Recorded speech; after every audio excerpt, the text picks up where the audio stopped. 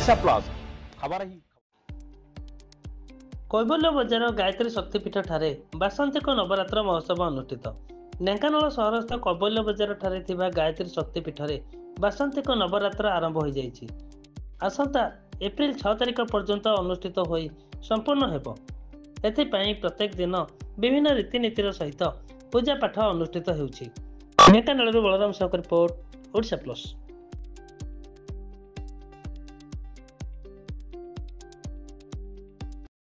पवित्र नवरात्रा उत्सव आम गायत्री मंदिर कैबल्य बजार ठारे 9 दिन व्यापी नवरात्र उत्सव पालन करा जाए।